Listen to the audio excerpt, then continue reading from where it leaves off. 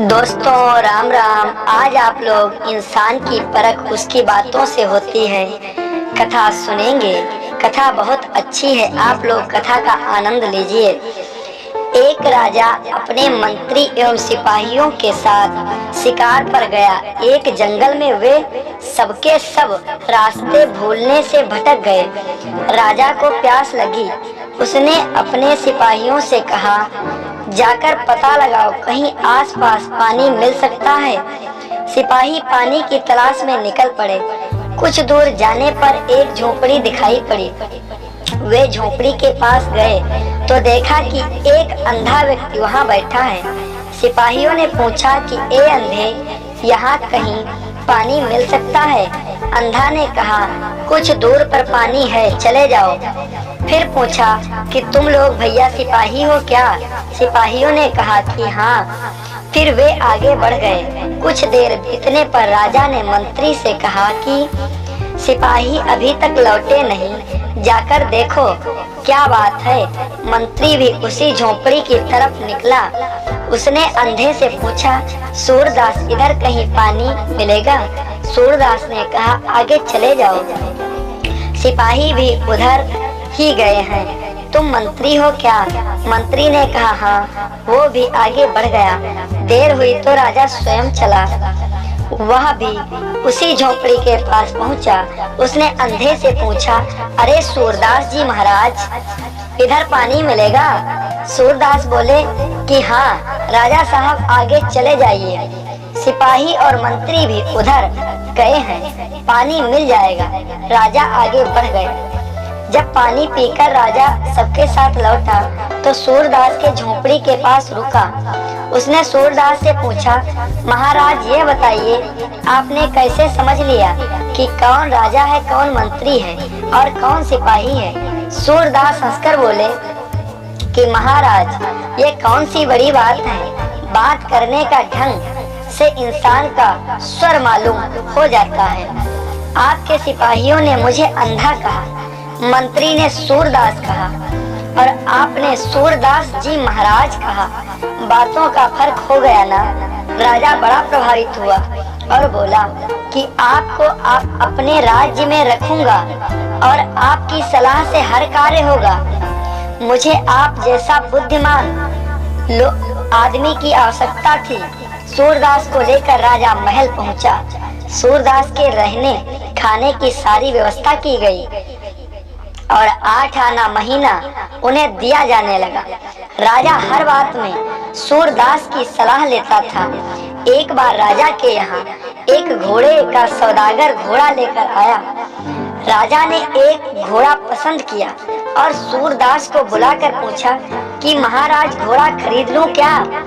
सूरदास बोले, मुझे घोड़े के पास ले चलिए, तब मैं बता सकूंगा। सूरदास को घोड़े के पास ले जाया गया। सूरदास ने घोड़े को सहलाया, फिर कहा, राजन यह घोड़ा मत खरीदिए, यह पानी को देखकर उधर ही भागेगा, चाहे तो परीक्षा ले लीजिए। राजा घोड़े पर चढ़कर नदी के किनारे पहुंचा। पानी को देखते ही घोड़ा नदी में छलांग लगा गया। आदमी तैयार थे, अतः तुरंत राजा को बचा लिया। राजा बड़ा खुश हुआ। उसने घोड़ा नहीं खरीदा। राजा ने सूरदास से कहा, महाराज आपने कैसे जाना कि घोड़ा पानी की तरफ दौड़ेगा?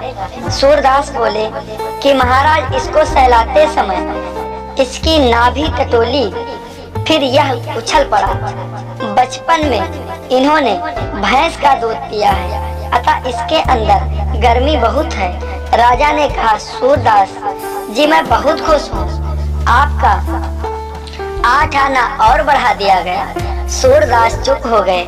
कुछ दिनों बाद राजा की शादी तय की गई। राजा ने कहा, सूरदास जी मेरी शादी तय हो गई है, आप हाँ कर दें तो मैं शादी करूंगा। सूरदास ने कहा, मुझे लड़की के पास ले चलिए, तभी मैं कुछ बता सकूंगा। सूरदास के सामने लड़की आई। सूरदास ने पूछा, बेटी कुछ पढ़ती लिखती हो क्या? लड़की चुप हो गई। फिर पूछा, कुछ काम करती हो? वह चुप हो गई। सूरदास ने कहा, अच्छा जाओ, लड़की उसके सामने से चली गई। राजा ने पूछा कि महाराज शादी कर लूं? सूरदास बोले, राजन बहुत करेंगे, आप फिर मुझे जंगल में भिजवा देंगे, लेकिन बात सच्ची कहूँगा, दोगला लड़का है और दोगली लड़की है, जोड़ा अच्छा रहेगा। राजा भड़क गया और बोला, यह कैसे? आपने कहा। सूरदास बोले, अपनी माताजी से पूछ लेना। राजा अपनी माँ के पास गया और अपने जन्म का इतिहास पूछा तो उसे मालूम हुआ कि वह एक तेली का पुत्र है। राजा सूरदास के पास आया और बोला, महाराज सत्यवचन, आपने मेरे जन्म का इतिहास कैसे जाना?